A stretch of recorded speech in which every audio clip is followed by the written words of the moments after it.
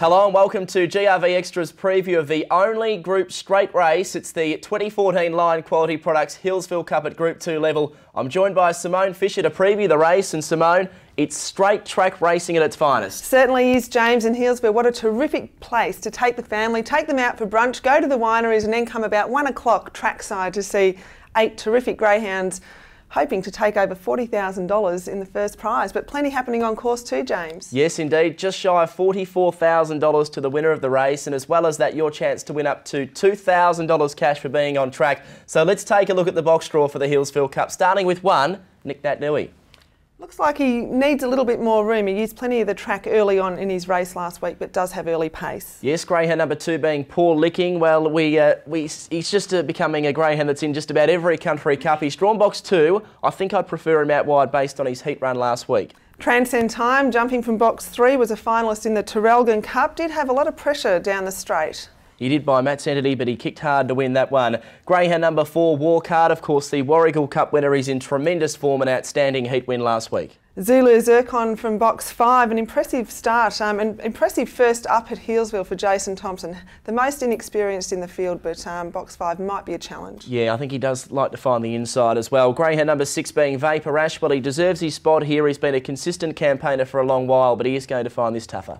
Coco Benz from box 7, a terrific run by this greyhound. First look at the track and ran 19.04.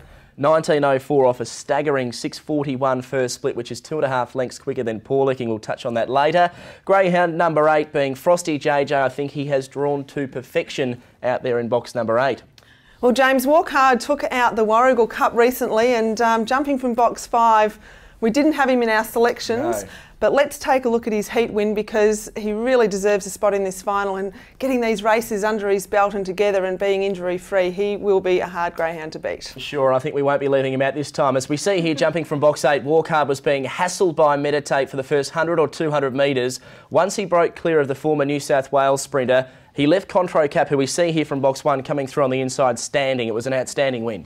It was, and I think, James, the thing about this greyhound, he looked like he was going to be just a 500 metre dog, a really strong chaser, but he's so versatile, and just that speed once he hits the ground, and such a hard chaser, he puts himself in these races every time. Yeah, and I think the scary fact as well, Simone, is he's starting to jump a little bit as well. In the Warragul Cup, he was probably 3rd or 4th away, then copped a slight bump, and in the Healesville Cup heat on Sunday, he was right there from the get-go. So he's jumping well. He does own the equal track record at the 350 as well, running 18.82 alongside Classy Maldini. So with that in mind, he's going to be a genuine contender. And he's had the 5 wins and 1 placing from 6 starts. So I'm putting him on top, James. I'm not letting him out of my selections this time. I've gone 4 to beat 2, 7 and 8 in this field.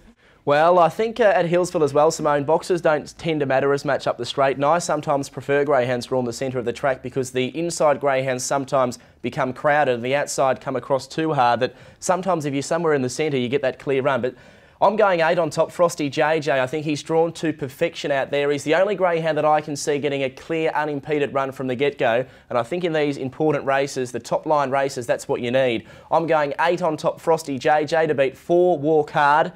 Hard to leave him out. We made the mistake at Warragul, not again here. We then go to 2, Paul Licking. I think he picks himself for an each-way bet. And number 7, Coco Benz, who has got devastating early pace. Well, we've got the same numbers, James, so hopefully they will come in some sort of order, 4, 2, 7 and 8. Yes, we can only hope so. And the other thing I liked about Frosty JJ is Coco Benz, just touching on that early speed, running 6.41, first look at the track, came out absolutely flying from box 7, did want the inside as well. So with that in mind, if the 7 comes out crashing, I think Frosty JJ is the one down the outside. Well, you could be right. 4 of the heat winners jumped from box 8 in the heat. So, yeah. I mean, it was a box that favoured many of the runners that have now drawn inside boxes. Indeed, it was 4 consecutive box 8s throughout the heat. Well, that wraps up the preview for the 2014 Line Quality Products Healesville Cup. It's going to be a cracker. It's a lovely picnic location, so take the family, enjoy straight track racing at its best at Healesville.